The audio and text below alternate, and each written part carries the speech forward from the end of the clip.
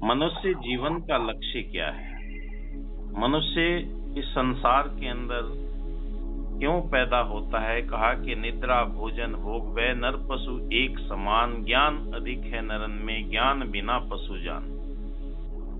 सारे जीव जंतु सोते भी हैं, जागते भी हैं, हर कार्य करते हैं, फिर भी मनुष्य को श्रेष्ठ बताया गया है। इसके पास में ऐसी क्या विधि है जिससे कि ये श्रेष्ठ कहा जाता है?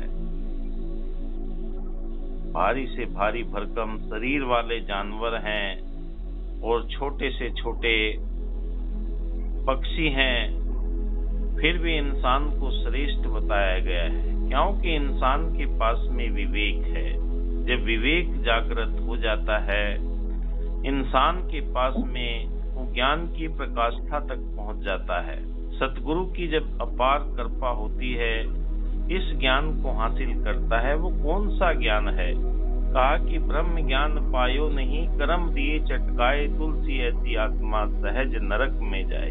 फिर तुलसीदास जी ने लिख दिया कि ब्रह्म ज्ञान को पाकर ब्रह्म सभी मिट जाए, तुलसी ऐसी आत्मा सहज मुक्त हो जाए।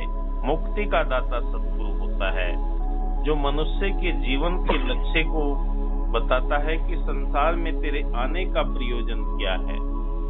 अगर तू आया है, अपने मूल की पहचान कर ले। ये सृष्टि जो दिखाई दे रही है, चराचर जगत में सूरज चांद सितारे, जीव वायु आकाश धरती जल अग्नि, इनके बीच में जो समाई हुई सत्ता है वो पारब्रह्म परमात्मा निराकार की है।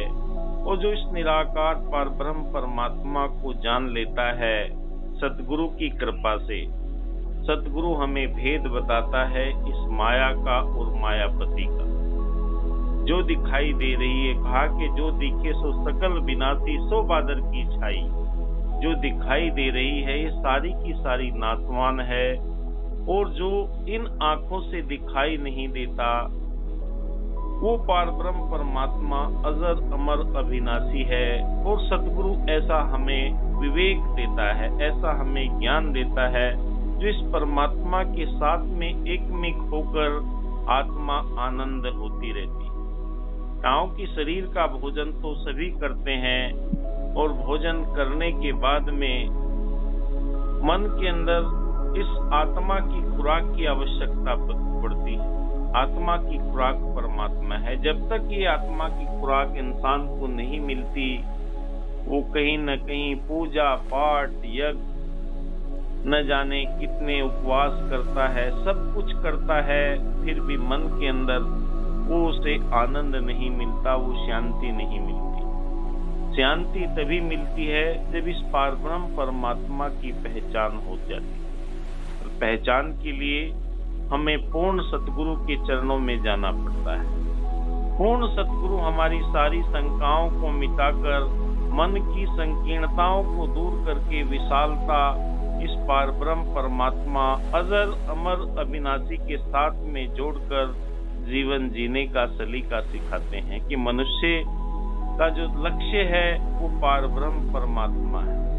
पूरी कायनात जो नजर आती है, कहा कि पहला सबक है किताबे हिदा के मखलूक सारी ये कुन बा खुदा का।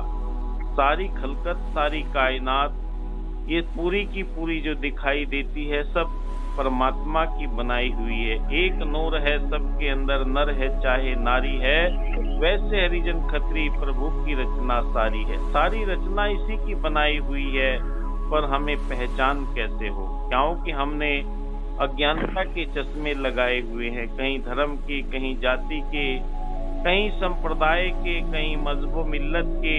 ये सारे के सारे हम जब उनसे देखते हैं तो हमें ये नजर आता है कि पूरी सृष्टि के अंदर मेरे से श्रेष्ठ कोई नहीं है। सतगुरु सब इन भ्रमों को दूर कर देते हैं कि भाई तू परमात्मा की संतान है, परमात्मा का अंश है, अपने मूल के साथ में तू नाता जोड़ दे। जब मूल के साथ में नाता जुड़ता है, ब्रह्म ज्ञानी संत महात्माओं के बीच में बैठकर ये हमारा विश्वास पक्का होता है कि वाकई तू ये शरीर नहीं है, तू तो परमात्मा का दिया हुआ एक नायाब तोहफा संसार के अंदर उतारा गया है, मनुष्य देह मिली है, इस परमात्मा को जानने के लिए मिली। जब परमात्मा की जानकारी हो जाती है, सारे संशय मिटते हुए चले जाते हैं कि भाई मेरी तो कोई औकात नहीं, 2 दिन शरीर में बुखार आ जाए या और कोई बीमारी हो जाए, शरीर के अंदर पूरी ताकत कहाँ चली जाती है। तब ये एहसास होता है इन सांसों को चलाने वाली कोई और सुप्रीम सत्ता है, इस जीवन को ऊर्जा देने वाली कोई और सत्ता है। ब्रह्मांड की सर्वशक्ति पारब्रह्म परमात्मा ये निराकार है, अजर है, अमर है, अविनाशी है, कायम दायम है, एक रस है, सदा रहने वाली ये सुप्रीम सत्ता इस परमात्मा की है। परमात्मा के साथ में सतगुरु हमारा नाता जोड़कर मनुष्य जीवन के लक्ष्य को सार्थक करते हैं। तो किस धर्म का है, किस जाति का है, किस संप्रदाय का, ये फर्क नहीं पड़ता।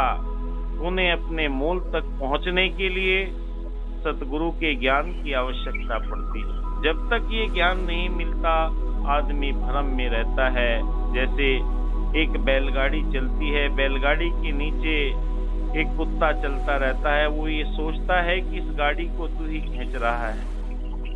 जब कुछ समय के बाद में वो उससे बाहर निकल जाता है, वो गाड़ी फिर भी चलती रहती है, तब उसे एहसास होता है। जब इंसान को ये एहसास हो जाता है, इस चराचर जगत में सृष्टि का जो चलाने वाला है वो पारब्रह्म परमात्मा है। हर जीव को कहा कि मुर्दे को भी देत है कपड़ा लकड़ी आग, तो क्यों नरन चिंता करे ताते भूखे भाग।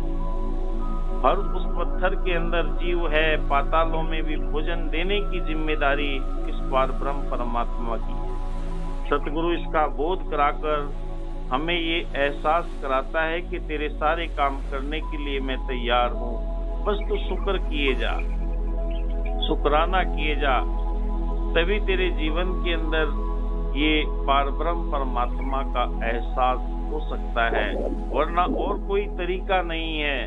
संत महात्मा सिमरन के माध्यम से हमारी इस आत्मा को पारब्रह्म परमात्मा के साथ में जोड़ने की युक्ति सद्गुरु से प्राप्त करके हर एक गुरसिक के जीवन में ये दृढ़ता प्रदान करते हैं। सेवा, सत्संग, सुमरन, ये 3 ही माध्यम है जो हमारे जीवन के अंदर इस पारब्रह्म परमात्मा के साथ में जुड़ने के तरीके हैं। और जब ये इंसान के जीवन के अंदर ये बात आ जाती है कि वाकई पहला सबक है किताबे हिदा का कि मखलूक सारी ये कुनवा खुदा का, सारी खलकत ये पारब्रह्म परमात्मा की बनाई हुई है। सबको चलाने वाला वही एक सुप्रीम सत्ता है, वही एक जीवन का उद्देश्य देने वाला है। वरना तो इंसान अज्ञानता के कारण भ्रमों में पड़ा रहता है, और उन भ्रमों से निजात दिलाने के लिए सतगुरु हमारे जीवन के अंदर ज्ञान रूपी रोशनी प्रदान करके हमें जीवन का लक्ष्य प्रदान करते हैं। ताकि वही प्राप्त मानुक देवरिया, गोविंद मिलन किए तेरी वरिया, अवर काज तेरे किथे न काम, भज साध सगन मिल गोविंद नाम। संत महात्माओं के बीच में बैठकर इस निराकार परब्रह्म परमात्मा का तो एहसास किए जा। संत महात्मा हमें दृढ़ता दिलाते हैं, विश्वास दिलाते हैं कि वाकई तू ये शरीर नहीं है, तू तो परमात्मा की दी हुई एक नायाब तोहफा है, तू तो एक आत्मा है, और सारा चराचर जगत इस परब्रह्म परमात्मा का रचा बसा हुआ है। जैसे करोड़ों घड़े पानी के भर के रख दिए जाए और उसके अंदर चंद्रमा का प्रकाश सभी घड़ों के अंदर एक जैसा ही नजर आता है, ठीक ऐसे ही संसार के अंदर जितनी भी आत्माएं हैं ये परमात्मा का अंश है। और परमात्मा का अंश का जब ये एहसास हो जाता है गुरसिक के जीवन के अंदर, नित्य प्रति वो शुक्राना मनाता है, सभी के अंदर इस परब्रह्म परमात्मा की मूर्ति को देखता है। कहा कि एक नूर है सबके अंदर, नर है चाहे नारी है, वैसे हरिजन खत्री प्रभु की रचना सारी, सारी इसी की खलकत नजर आती है। कोई बड़ा नहीं, कोई छोटा नहीं है, ना कोई काला है, ना गोरा है, ना अमीर है ना गरीब है, इस पारब्रह्म परमात्मा की बनाई हुई ये सारी की सारी आकृति हैं। इसका एहसास हमें सदगुरु कराते हैं, और सदगुरु जब ये बोध हमें करा देते हैं तो हमारे जीवन का लक्ष्य हमें मिल जाता है कि परमात्मा ही सारी सृष्टि को चलाने वाला है, सारी कायनात को चलाने वाला है। इसके साथ जिसका भी नाता जुड़ जाता है, आप तरे और कुल को तारे, जिसने जान लिया निज धाम, अपने आप को तरता ही है, पूरे कुल को तारनहार बन जाता है।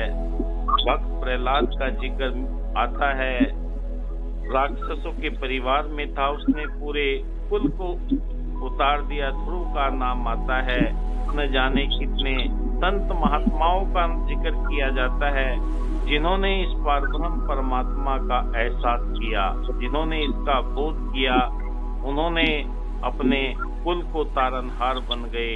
ठीक ऐसे ही संतों महात्माओं कहा कि ब्रह्म ज्ञानी का सकल आकार, ब्रह्म ज्ञानी स्वयं निरंकार। आप ब्रह्म ज्ञानी संत महात्मा इस निराकार पारब्रह्म परमात्मा की संपूर्ण आकृतियां हैं, जो परमात्मा ने आपको तराशा है, परमात्मा ने आपको संसार के अंदर भेजा है, और संसार के अंदर भेजने के लिए आपका एक लक्ष्य दिया है कि मनुष्य जीवन का लक्ष्य इस पारब्रह्म परमात्मा को जानना है। जानने के बाद में इसका शुक्राना मनाना है। अगर मनुष्य जीवन मिला है, उस जीवन की इस यात्रा को सरलता के साथ में अपने मूल की पहचान करके संसार के अंदर से जब रुखसत होता है, जब संसार से जाता है, तो अपने निज घर के अंदर वो चला जाता है, और उसे ये एहसास होता है कि वाकई जिस काम के लिए आया था मैं संसार के अंदर, वो मुझे मेरा पूर्ण हो गया है। और यही मनुष्य जीवन का लक्ष्य है। इसकी मन के अंदर कोई भी भेद, कोई भी चिंता, कोई भी इस तरह का अविश्वास, शंका नहीं होती। जो पूर्ण मुर्शद के चरणों में आकर इस चीज की पहचान कर लेता है कि मैं संसार में आने का मेरा प्रयोजन पूरा हो गया। आप अपने आप तो जीवन के अंदर ये लोक को सुखी करता ही है, पर लोक भी सुहेला होता हुआ चला जाता है। तो संतों महात्माओं, इन्हीं शब्दों के साथ में दास अपनी वाणी को विराम देगा। मैं रेकी ग्रैंड मास्टर विकास बिहानिया आपका रेकी पावर आयुर्वेदा चैनल पर स्वागत करता हूं। दिल की गहराई से आपका आभार प्रकट करता हूं। आप मेरे यूट्यूब चैनल को देखते हैं, वीडियो को लाइक पसंद करते हैं। धन्यवाद। जय हिंद।